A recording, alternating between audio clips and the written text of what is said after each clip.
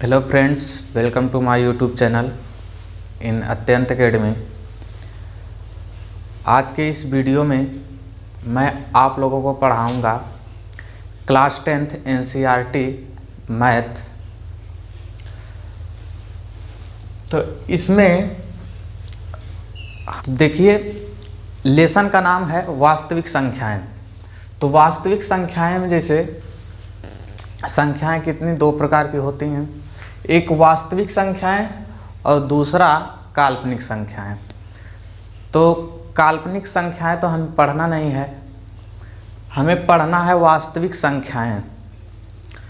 तो वास्तविक संख्याएं के अंतर्गत हमको पढ़ना है प्राकृतिक संख्या, फिर पूर्ण संख्या, पूर्णांक, परिमेय संख्या तथा अपरिमेय संख्या। तो देखिए, प्राकृतिक संख्या है क्या?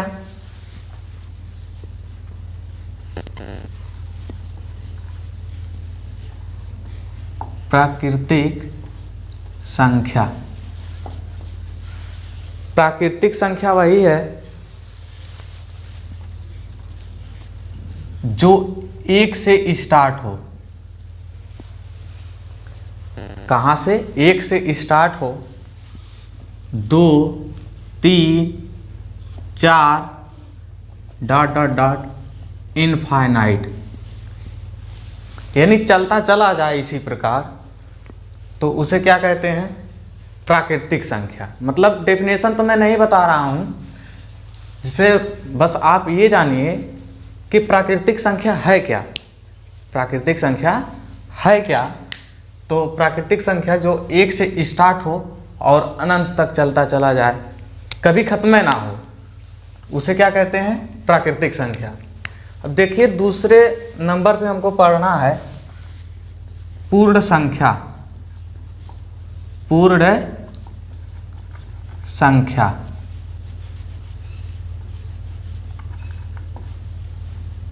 पूर्ण संख्या। पूर्ण संख्या है क्या? पूर्ण संख्या यही है जो जीरो से स्टार्ट हो, जीरो से स्टार्ट हो और अनंत तक चलता चला जाए। जैसे कहने का मतलब ये है कि जीरो, फिर उसके बाद 1, 2, 3, 4 ... इनफाइनाइट। ठीक है। फिर उसके बाद हमको पढ़ना है पूर्णांक। फिर उसके बाद पूर्णांक पढ़ना है। पूर्णांक, तो आइए जानते हैं पूर्णांक क्या है, पूर्णांक किसे कहते हैं। तो देखिए, पूर्णांक जो होते हैं वो दो प्रकार के होते हैं। पूर्णांक जो है दो प्रकार के होते हैं, दो प्रकार के होते हैं। पूर्णांक कितने प्रकार के होते हैं? दो प्रकार के। फॉर एग्जाम्पल जैसे लीजिए, यहाँ 0, 1, 2, 3, 4, इधर -1, -2, -3, -4। ठीक है, इसी प्रकार मतलब दिया है। अब देखिए, इधर जो है 0 से इस तरफ देखिए पॉजिटिव में है। ठीक है, तो इसे क्या कहेंगे? ये धनात्मक पूर्णांक है। ये कौन सा पूर्णांक है?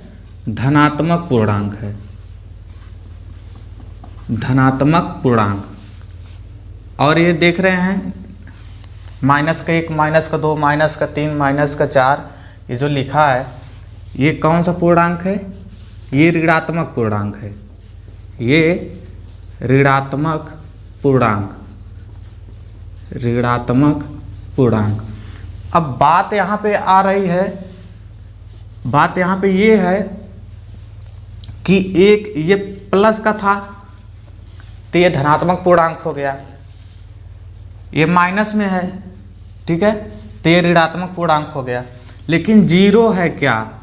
0 धनात्मक पूर्णांक है कि ऋणात्मक पूर्णांक है? कौन सा पूर्णांक है? तो बाबू 0 जो है ना ही धनात्मक पूर्णांक है, 0 ना ही धनात्मक पूर्णांक है और ना ही ऋणात्मक पूर्णांक है। 0 जो का है? न्यूट्रल है। ठीक है, 0 ना ही धनात्मक पूर्णांक है और ना ही ऋणात्मक पूर्णांक है। ठीक, फिर उसके बाद हमको पढ़ना है परिमेय संख्या। फिर उसके बाद हमको पढ़ना है परिमेय संख्या। परिमेय संख्या, तो परिमेय संख्या किसे कहते हैं?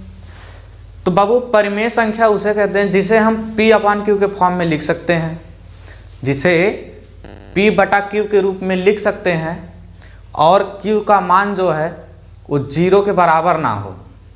Q का मान जो है कभी 0 ना हो और P व Q दोनों का हो पूर्णांक हो और P और Q का जो HCF हो 1 हो, तब उसे हम क्या कहेंगे? परिमेय संख्या। तो परिमेय संख्या क्या है? जिसे P/Q के रूप में लिखा जा सके और जहाँ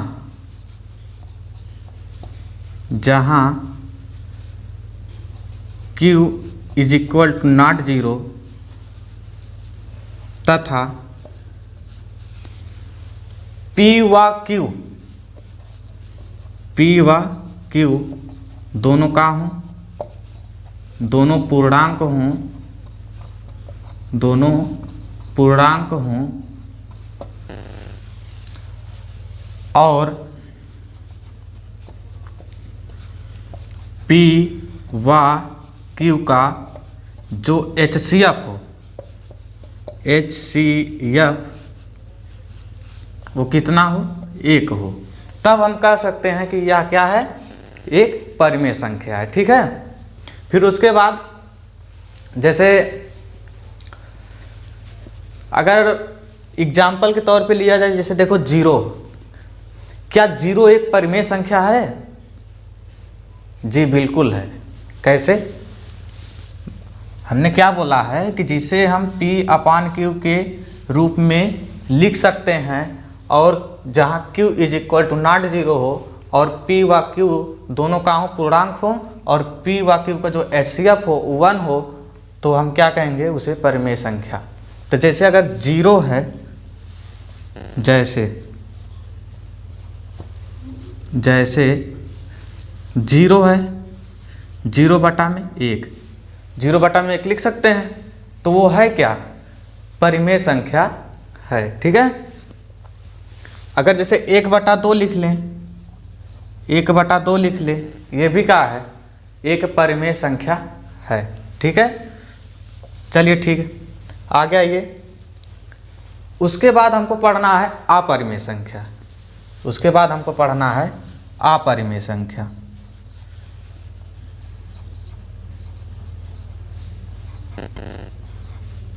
अपरिमेय संख्या।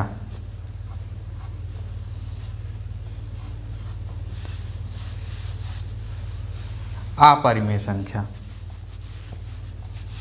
तो देखिए अपरिमेय संख्या किसे कहते हैं? जिसे हम P/Q के रूप में नहीं लिख सकते हैं। जैसे देख लो, जिसे P/Q के रूप में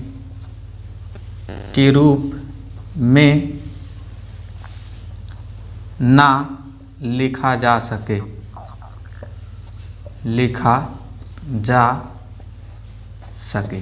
ठीक है। जिसे हम P/Q के रूप में नहीं लिख सकते हैं, उसे क्या कहते हैं? अपरिमेय संख्या कहते हैं।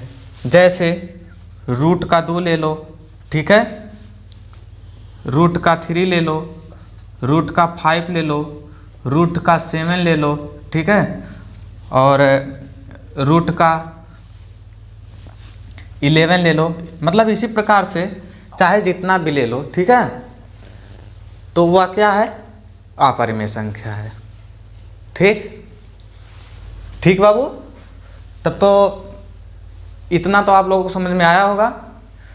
तो आप लोग स्क्रीनशॉट ले लीजिए फिर उसके बाद हम इरेज करके एक्सरसाइज की तरफ चलते हैं। ठीक है, तो स्क्रीनशॉट आप लोग ले लीजिए। देखिए एक्सरसाइज 1.1 का फर्स्ट क्वेश्चन दिया है कि निम्नलिखित संख्याओं का HCF ज्ञात करने के लिए यूक्लिड विभाजन एल्गोरिथम का प्रयोग कीजिए। फर्स्ट क्वेश्चन उसमें देखिए प्रश्न 1 जो है उसमें 3 क्वेश्चन दिया है। फर्स्ट है 135 और 225, इसका HCF निकालना है यूक्लिड विभाजन एल्गोरिथम का प्रयोग करके। और दूसरा जो है 196 और 38,220 का। और थर्ड वाला क्वेश्चन जो है 867 और 255 का। ठीक है, तो फर्स्ट क्वेश्चन की ओर हम सब चल रहे हैं। देखिए फर्स्ट क्वेश्चन देखिए बहुत आसान है, क्वेश्चन बहुत आसान है, बहुत वेरी सिंपल है, बस थोड़ा सा ध्यान से आप लोग देखिएगा। तो यूक्लिड विभाजन एल्गोरिथम है क्या? यूक्लिड देखिए थोड़ा सा यूक्लिड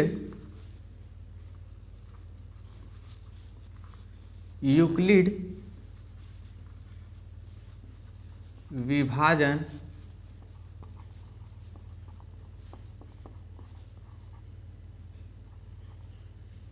एल्गोरिथम ये है क्या? A = BQ प्लस का R। ठीक है, जहां B का मान जो है R के मान से बड़ा है, तो यूक्लिड विभाजन एल्गोरिथम कितना है? यूक्लिड विभाजन प्रमेय A बराबर BQ प्लस का R, जहां का है R B का मान जो है R के मान से बड़ा है 0 या 0 से बड़ा है। ठीक है, तब देखिए बहुत आसान है, बस आप लोग ध्यान से देखिएगा। तो यहाँ ठीक है, यहाँ 225 देखिए बड़ा है और 135 का है छोटा है। 225 बड़ा है और 135 जो है छोटा है, तो 225 आप लोग लिख लीजिए, ये बड़ा है किससे? 135 से। ठीक है, तो अब देखिए यहाँ पे, तो 225 बराबर कर लीजिए 135, ये फर्स्ट स्टेप है, फर्स्ट स्टेप, स्टेप 1।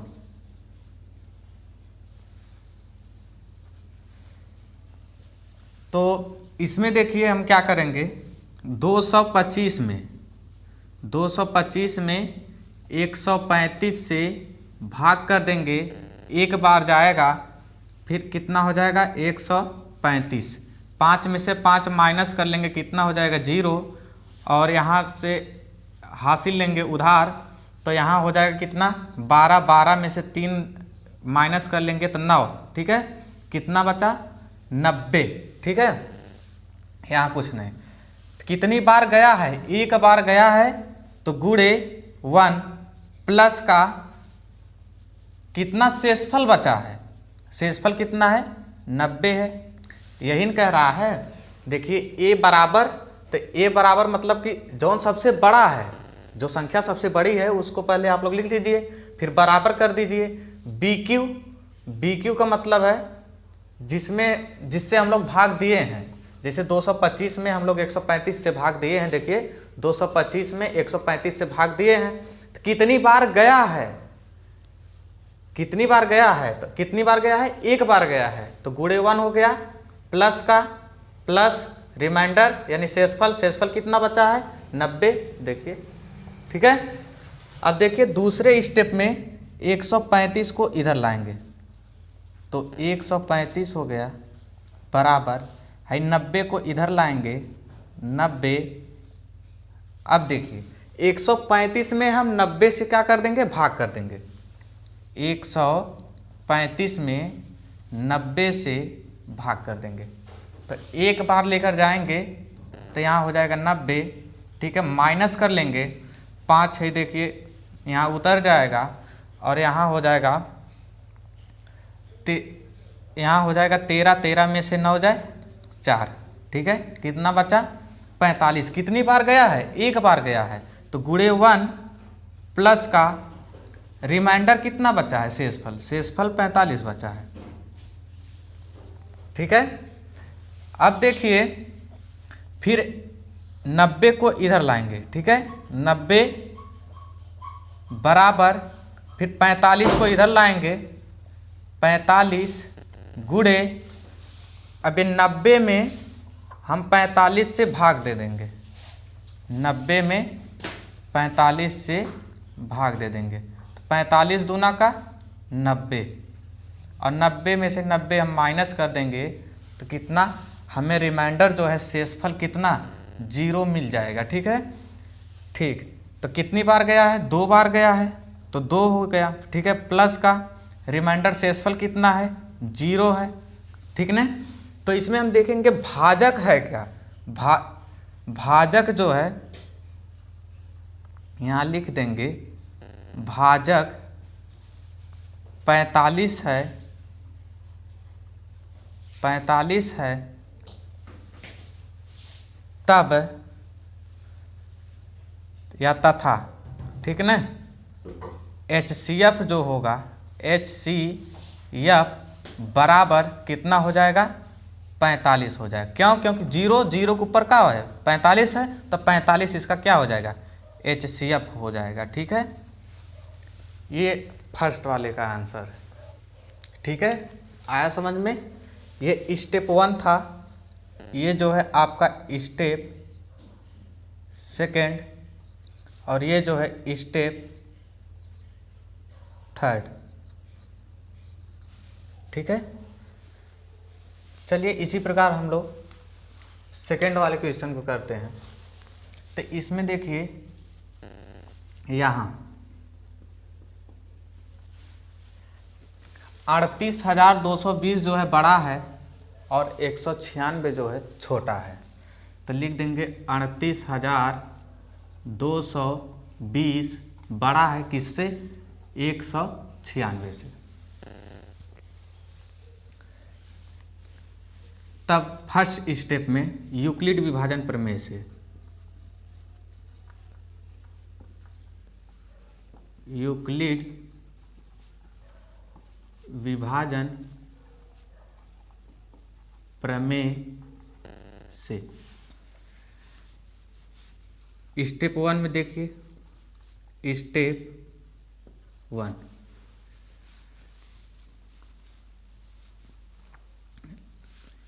लिख लेंगे हम 38,220 बराबर 196 गुणे, अब 38,220 में हम 196 से भाग कर लेंगे, ठीक है। तो 38,220 में भाग कर लेंगे कितने से 196 से।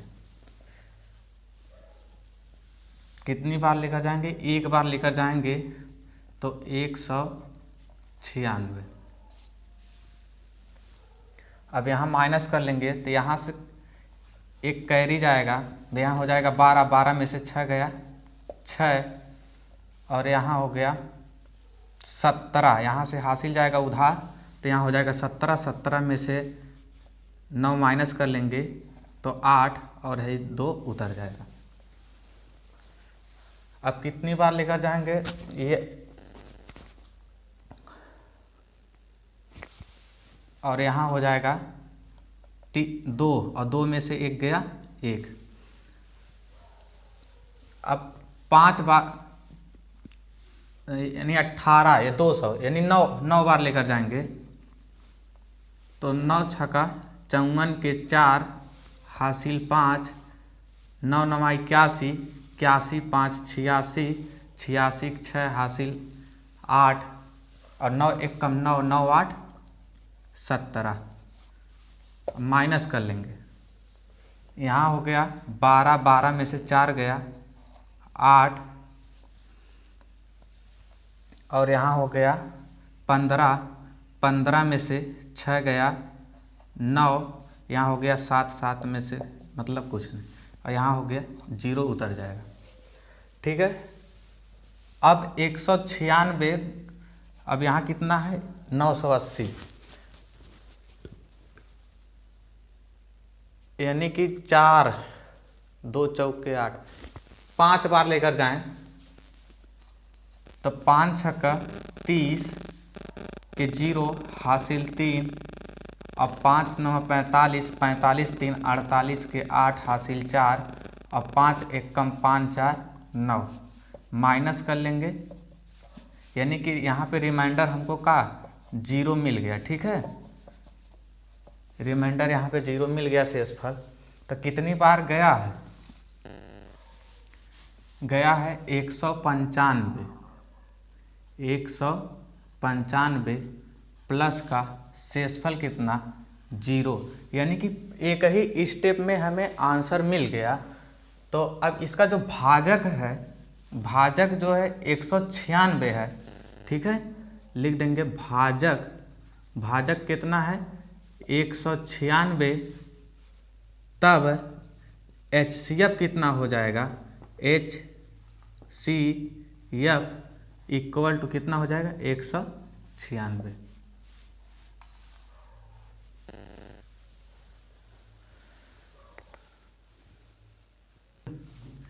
अब देखिए तीसरा वाला क्वेश्चन जो है दिया है 867 और 255। अब इसमें देखिए जो सबसे बड़ा है कितना 867 बड़ा है 255 से। ठीक है, तब कितना हो जाएगा 867 हम सबसे पहले लिख लेंगे बराबर 255। ठीक है, गुणे अब 867 में 255 से भाग कर देंगे। ठीक है, 867 में 255 से 255 3 बार लेकर जाएंगे तो 3 5 15 के 5 हासिल 1 और 3 5 15 1 16 6 हासिल 1 और 3 3 दूनी 6 6 1 7। ठीक है, अब माइनस कर लेंगे तो 7 में से 5 माइनस करेंगे तो 2 और यहाँ हो गया 0 और 8 में से 7 गया 1। ठीक है, कितनी बार गया 3 बार, प्लस का शेषफल कितना बचा 102, 102। अब 255 को इधर लाएंगे 255। ठीक है, 255 बराबर फिर है 120 को इधर लाएंगे। ठीक, सॉरी शेषफल 102, 102। ठीक है, यहाँ 102 रहेगा। अब देखिए 255 में 102 से हम क्या कर देंगे भाग कर देंगे, तो 255 में कितने से 102 से कितनी बार जाएगा, अगर 2 बार लेकर जाएं तो 2 दूनी का 4, 2 शून्य 0 और 2 1 का 2। ठीक है, 5 में से 4 गया 1 और यहाँ कितना 5 उतर गया और ये 0। ठीक है, तो 51 कितनी बार गया है 2 बार गया है, प्लस का शेषफल कितना 51। अब 102 को इधर लाएंगे, 102 बराबर है 51 को इधर लाएंगे, 51 गुणे 51 दूना का जैसे देखिए 2 बार जाएगा, जैसे देखिए 102 है 102 भागे 51 2 बार लेकर जाएंगे, 2 1 कम 2, 2 5 10 माइनस यानी शेषफल कितना आ जाएगा 0 आ जाएगा। कितनी बार में 2 बार में, तो गुणे 2 प्लस का शेषफल कितना है 0, ठीक है। अब देखिए 0 के ऊपर है क्या, 51, तो लिख देंगे हम HCF इक्वल टू कितना हो जाएगा 51, ये हो जाएगा आंसर, ठीक है। आप लोगों को समझ में आया होगा, समझ में आ गया तो आप लोग स्क्रीनशॉट ले लीजिए, मैं इसे इरेज कर दूं और नेक्स्ट क्वेश्चन बताऊं। देखिए क्वेश्चन नंबर 2, सेकेंड क्वेश्चन दिया है कि दर्शाइए कि कोई भी धनात्मक विषम पूर्णांक 6q+1 या 6q+3 या 6q+5 के रूप का होता है जहां q एक पूर्णांक है। तब देखिए मान लेंगे कि माना, ठीक है, माना a कोई धनात्मक विषम पूर्णांक है जो 6 से बड़ा है, 6 से बड़ा है,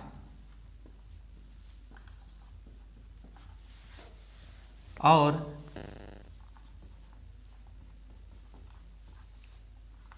b धन पूर्णांक है,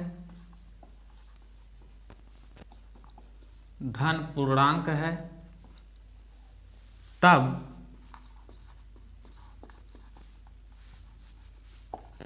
b बराबर कितना हो जाएगा 6 हो जाएगा।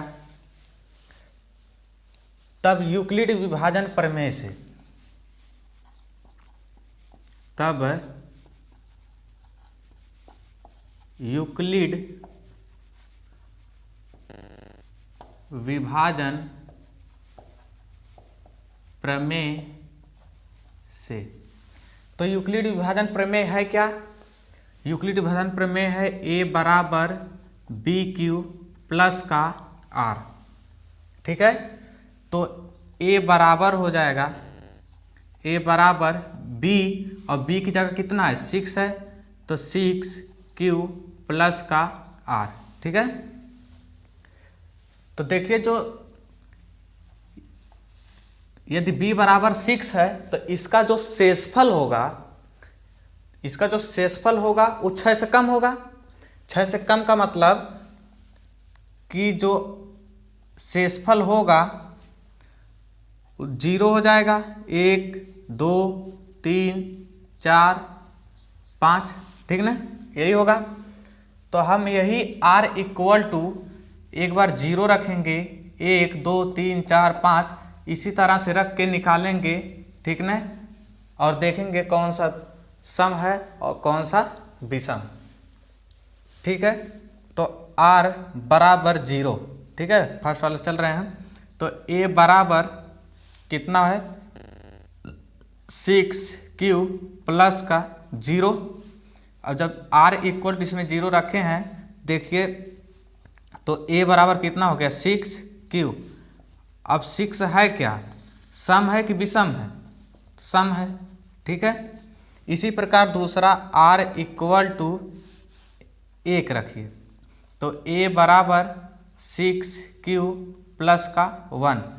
अब ये देखिए 6 जो है सम है, 1 जो है विषम है, तो ये कितना हो जाएगा विषम हो जाएगा, ठीक है, ये जो है विषम हो जाएगा।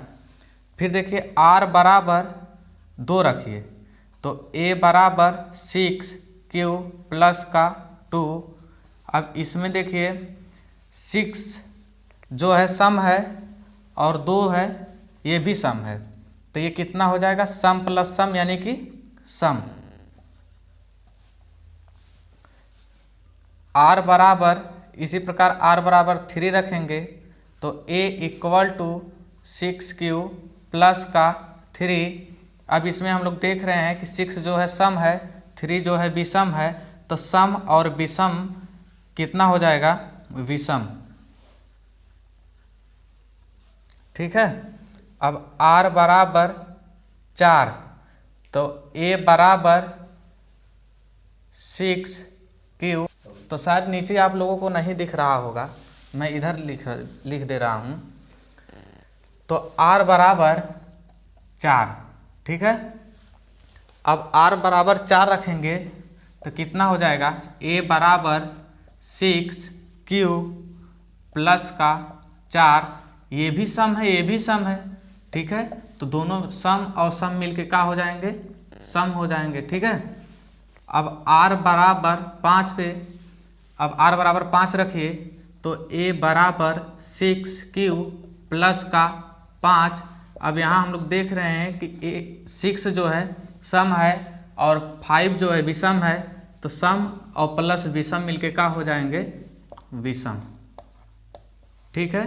तो इस प्रकार हम सब लिख सकते हैं कि कोई भी विषम पूर्णांक 6 प्लस 1, 6 प्लस 3 या 6 प्लस 5 के रूप का होता है।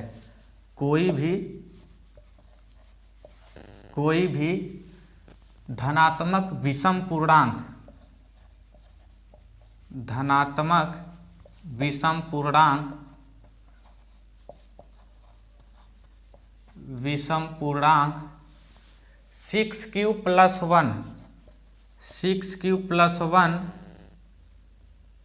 या 6 प्लस 3 या 6 प्लस 5 के रूप का होता है, के रूप का होता है,